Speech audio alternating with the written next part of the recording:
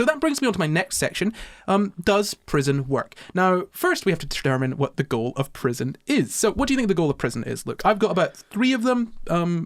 Go ahead and see if you can get any of them. Rehabilitate. I don't have that. Really? Well, I mean, like actual goals of prison, not just what we tell ourselves. Okay, I'll put that down. Rehabilitate. Okay, so like I would say rehabilitate / re-educate, that kind of thing, of like teaching people not to steal, what the benefits to everyone is if you don't steal, that kind of stuff. Why are you laughing at that? Teaching people not to steal. I don't know why that's funny. I just think that a lot of people that steal may do so not because they... No, I know. Yeah, of course. Okay, I grant you that some people, quite a lot of people, like a decent chunk of the people in prison for stealing will be in prison for stealing, and they know stealing's quote unquote wrong, but they had to steal to survive. And those people, I don't think they should be in prison, right? Cool. I grant you that. Now, there are people who maybe don't care that stealing harms other people. There may be some people who believe that. And so one form of rehabilitation may be that sort of. So therapy is also spoken as re-education. It's like re-educating, like whatever you missed during childhood, whatever didn't go in during childhood, whatever trauma you had during childhood that taught you things that you shouldn't have. So rehabilitation, as in like just helping people like have a social brain or whatever. I don't know. Rehabilitation. Taking someone who commits crimes, and making them into a person who won't commit crimes, right? Yeah, and not in a manipulative or negative way. Yeah. If we think about this, perhaps one of the better ways to measure rehabilitation and how effective that is by looking at a recidivism rate, as in how many people reoffend, or how many people return to prison. So we'll get to that in a little bit. Some other goals of prison I've got are it being a deterrent. Yep. Now, if we consider this, we'll how about this? I'll say what all of them are, and then we'll talk about how we can measure them, and then we'll see if we maybe have any data that can sort of give us an idea of how well we're doing on those. Yep. So, rehabilitate, a deterrent, so to stop people from wanting to commit, or stop people who want to commit crimes from committing crimes because they see prisons and prisoners and think, I don't want to be that, I will not do the crime. Yeah. So basically, taking the want to do a crime and making it be outweighed by the want to not go to prison. Yeah. That's basically what a deterrent is, right? Punishment. So you do bad thing happened to you. I'm struggling to explain this in a way that makes rational sense. Because they're linked, aren't they? They're kind of linked. Yeah. I mean, punishment to me doesn't make much sense. Natural consequences make sense, absolutely, but punishment in this context doesn't really. I find it difficult to wrap my head around. So, punishment here is you do a bad thing. It's the concept of if someone does a bad thing, then they deserve to be, sort of, I guess, punished for it. There's retribution in some sense. There's two aspects of that. So there's the aspect that's like what we're talking about of like manufactured consequences. So like you do this thing and this thing happens to you. Now that's not a truth of the universe. That's a truth of the society you're in. And that is that aspect of it is like the aspect that is linked to the deterrent. In order to make the deterrent, you actually have to carry out your threat, right? So you got we actually do this to those people. And those people form a deterrent, like serve as the deterrent for the other people. Because if you threatened to do it and you never did it, it wouldn't be a deterrent. Yeah, but this is interesting. I would not I understand that view and I don't disagree with it entirely. And the kink of punishment. Oh yeah, but this is exactly it, right? I feel like the deterrent part of that is just an added benefit of the punishment. Do you know what I mean?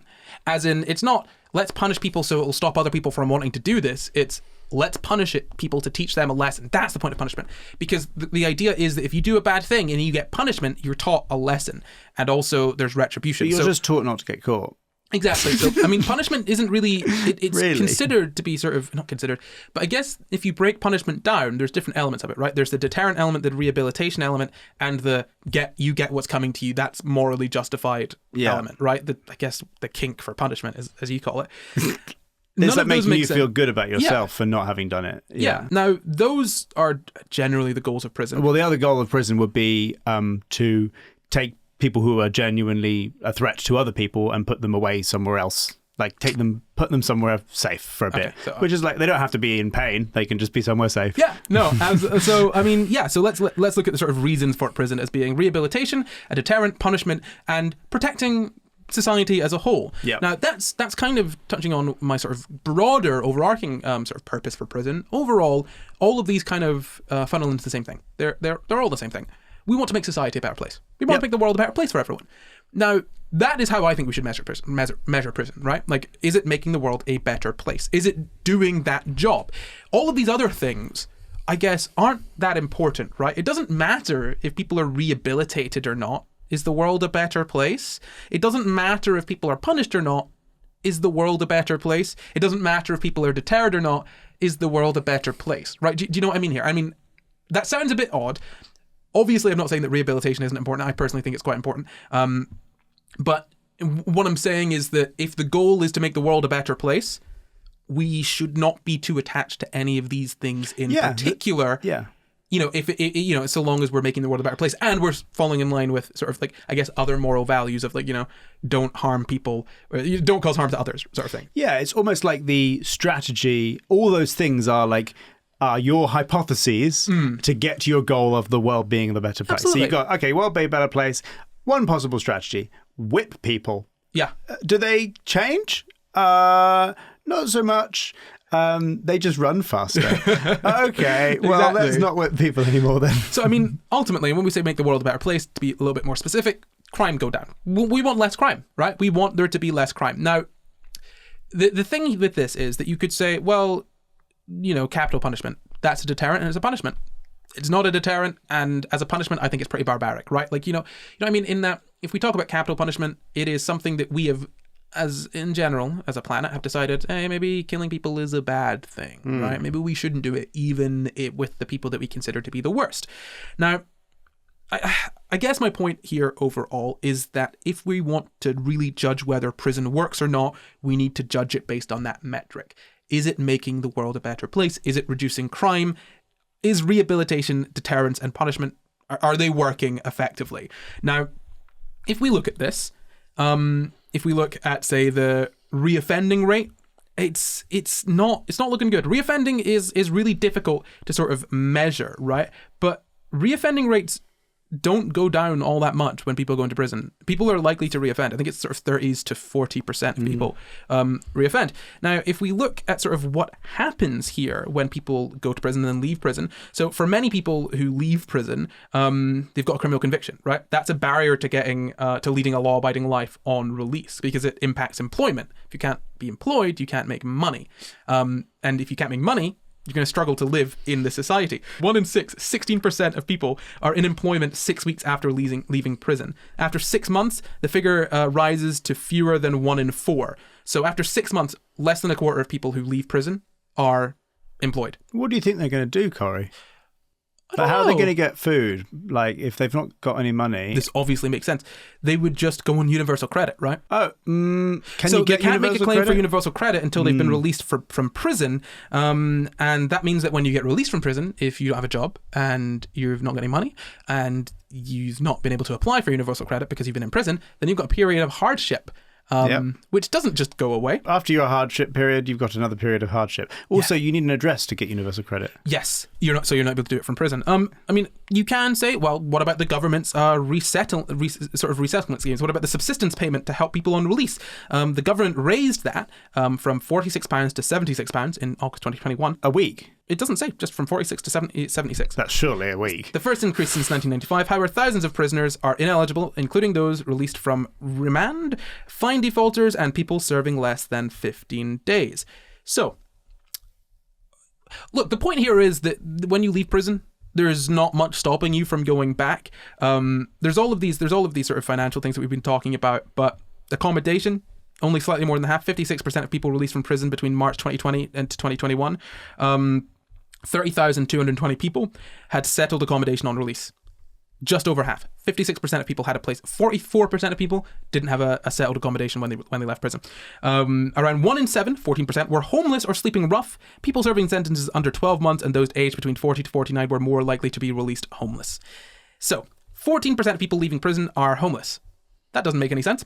Anyway, that's that there. Let's talk about prison brain. So, prison, right? The idea is that all of these things with prison should stop people from wanting to commit crimes. They should stop people from committing crimes once they go to prison, because they have been rehabilitated to become someone who is more adept at, I guess, existing in modern society. More so than they were when they went in. So I found this study on prison brain. Recidivism rates of prisoners in various countries range from between 35 and 67%. Several risk factors for recidivism have been identified, such as various demographic risk factors as age and sex, unemployment, and substance abuse. Another risk factor for recidivism is a decline in general self-regulation and executive dysfunction. Oh, ADHD. Hey, that's 25% of people in prison in the UK have ADHD, and executive dysfunction is a real problem with that. And also, a prison brain almost exacerbates executive dysfunction. This is a meta-analysis that looks at a bunch of different papers, right? And what the kind of conclusion that they've drawn from this is that prison brain seems to be kind of a thing, right? So I'll just read you the conclusion here. In conclusion, the reviewed studies suggest that various executive dysfunctions in regular prisoners. This may be due to a higher chance of impairment in antisocial individuals, deterioration of executive functions caused by the prison environment, or a combination of both. Either way, we hypothesize that the impoverished prison environment, depriving its population of many normal stimuli, may lead to further deterioration of executive functions. Within the view that executive functions are crucial for successful re-entry into society, it's imperative that the possible influence of the prison environment is further researched. Yeah. So what I'm kind of getting across here is that it seems from this 2015 study, this link below, that going to prison and not having the freedom to do things, for example, spend your own money, or see your friends and family, or not be treated like a child, at all. make any decisions whatsoever, Yeah. like literally anything. Not being able to do any of that affects people, and means so that when they come out, they are less able to do those things that they were already maybe not very capable of doing before they went in. Do you think? Yeah. Cool. We should look into that. Yeah. So look, I mean, and you could say, oh well, people deserve to be punished, right? But like, We've spoken about this already. Do people deserve to be punished? If 25% of them have ADHD, 10% of them are autistic, 10% of them have learning disabilities, are there not other ways that we could be dealing with this? Better ways to cover this? Well, but and it's so you also then start to think, it's almost irrelevant. Like, okay, people deserve right. Sure, there's loads of people who are outside who deserve to be punished. Some people are rude. Some people are really horrible to people. Some people manipulate people. Sure, yeah, but like, does it actually does it make the world better? Does it make the world better, or does it make the world worse? I think it probably makes the world worse. So yeah, and so then you're obviously going to be asking the question, because I feel like we've kind of touched on enough reasons here to determine that prison isn't working in terms of rehabilitation, in terms of being a deterrent, and in terms of being a punishment, right? It's just not working. Now, I would say that prison does work for its intended purpose. Oh yeah, what's that? I've got here slavery. Now, yeah. Let me finish. No, I'm with you. I'm not contesting this at all. I've watched those documentaries. Oh boy. So a quote from the Inside Times, and you may think, oh, prison slavery in the US, of course, there's private prisons there. They make money off of the prisoners' work, blah, blah, blah. They get paid cents an hour. Yes, that is the case. But we ain't talking about the dirty old Americans today. We're talking about Britain. So, in a Freedom of Information request from the Inside Times in 2022, back end of the year, they found out that workshop pay for prisoners is typically around 50 pence an hour. Now, bear in mind, the national minimum wage is just been raised, or will just be raised. Look, it's about £9.50 around about that time, right? £9.50 is the national minimum wage for anyone over the age of 23 in the UK. These prisoners were typically being paid about 50 pence an hour. There are not laws stating that prisoners need to be paid the national minimum wage. Companies don't need to pay prisoners directly. They just pay the sort of prison a fee. Like, hey, here's a fee for using your prisoners for certain work. Now, low-risk prisoners can work with, like, sort of within the community. Higher-risk prisoners can, work in sort of manufacturing things and whatnot. It's slavery. It's modern slavery. Slavery didn't go away. They just changed it to prison. That's what they did. Why do you think there are higher incarceration rates for certain races, specifically the ones that were slaves in the first place? Now, you may think that saying that prison is modern slavery is a bit of an exaggeration. It's a bit much. But realistically, think about this. We are all sitting here perfectly fine, like not considering the fact that there are people working away right now in prison to make a tiny, tiny amount of money, 50 pence an hour, right? So that when they leave prison, what? they don't really have much money. If you're working 50 pence an hour, you're not going to save up that much money. You still probably got costs. You might have family that you got to send money out to. You're not learning any decent skills when you get out of prison. You're not necessarily going to be able to find a job. You might not even have a place to live. You're doing all of this for what? To leave and then go back to prison, because ultimately that's where 30 odd to 60 odd % of people end up again after they leave prison. It is just not working for any purpose that a rational person would think it should be working for, right? The fact that we've got an idea that we're going to trend upwards in terms of the prison population, it's because we know that it's not, we don't care about crime going down. We don't care about having fewer people in prison. We don't care about any of these things, rehabilitation, deterrent. The only thing we care about is punishment and slavery, because that's what it is, right? Yeah. Not to give the alternate view from the British government, I think I remember you saying at one point that in the UK system, you can choose to do school or do work. Is that the case? Oh yes, you can be. You can choose to do school or work, and you can be paid for actually studying. Which I'm sure there's some gammons in the comments very mad saying prisoners can be paid for studying. I don't get paid for studying. Prisoners get paid a pittance for studying, roughly about the same that they would be paid to work. Yeah. Now this sort of study thing is not necessarily super helpful for everyone, because as we said, people have got some people have got learning disabilities, people are neurodivergent, and they come out of prison with this decreased ability to exist in, day-to-day society. And sure, they may have an education, but there's also the difficulty of having a criminal record, and that meaning, hey, I can't get a bunch of jobs, and even if I can get jobs, I might be discriminated against in jobs where I should be allowed to work. The criminal record stuff, if you've done your time, is sort of an admission that doesn't work. Yeah. Well, it's actually not sort of. It's just an admission that the system doesn't work. Yeah. Because we need to still tell you they've done this, even though we've supposedly going to rehabilitate them, but they still did it. Yeah, yeah.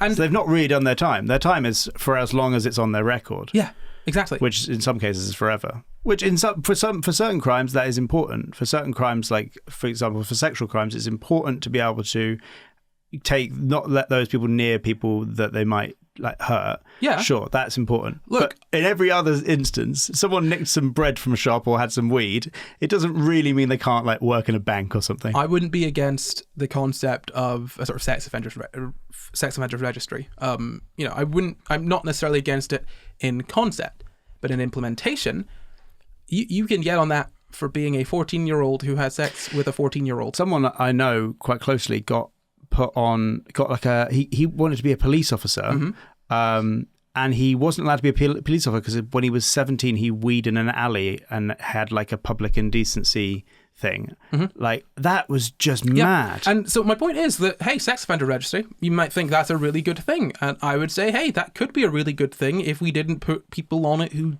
are not a risk to other people. Sure. Do you want to log people who are a risk to others? Sure. Does that mean that you should cast too wide a net? No. Casting too wide a net is and saying this, that is as though we actually care about these crimes, because what is it? Less than 5% of all sort of sexual assaults are end up resulting in a prison sentence. I'm pretty sure.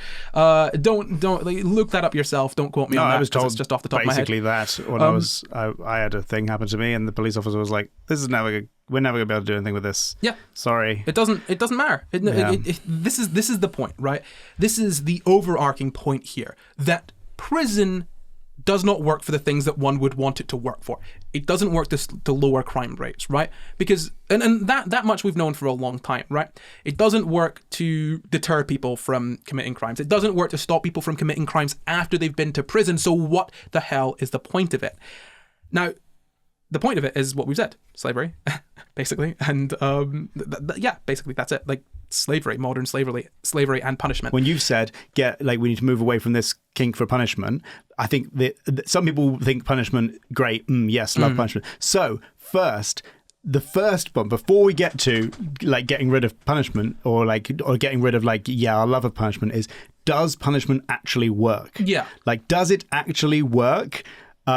Otherwise, it's just your kink. Yeah. And you need to recognize. If it works, then we can then have a conversation about that. Oh, absolutely. And is it more effective than other things? Are there things that are more effective than punishment? Punishment is one strategy to make the world a better place. Yeah, that's my point. And do you know what? I want to just absolutely clarify that what I'm saying here is not do this thing that I think is right. I'm saying what I think is right is based off of evidence. I think this thing is right not because, like, I've not found evidence to agree with me.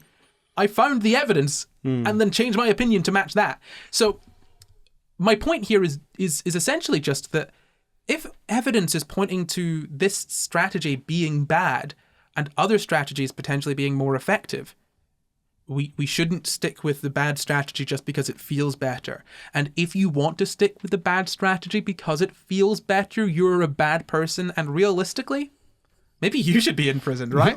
Like if your idea of prison is that people who do bad things to other people should be punished, by your own logic, regardless of whether go to it jail. actually works. Oh yeah. Yeah. I mean, I had other parts of this. I wanted to look at experiments that are done on prisoners. I wanted to quickly talk about the Stanford Prison Experiment and why that wasn't necessarily as good as we may have thought it was in terms of like well constructed, or its findings being as truthful as we thought it was. Maybe we'll do that as a bonus episode. Maybe we'll do it as an episode in and of itself. Let us know in the comments what you want us to do. I wanted to talk about treadmills. I'm sorry. We don't have time. My point here is that there were many things that I wanted to cover in this. There's so many different things that we could cover when it comes to prison, the science of prison, just the evidence around prison working or not working. But at this point, the only takeaway is that prison doesn't work for any of the things that we say we want it to work for. It doesn't do its job effectively. What it does do effectively is keep people in jail, disenfranchise them, and make money for other people. That's what it does. That's why it still exists in the way that it does, because it's not making the world a better place. It's not making the world safer, and it's not making people commit fewer crimes. It's just making some people rich and other people richer. So that's prison. It sucks.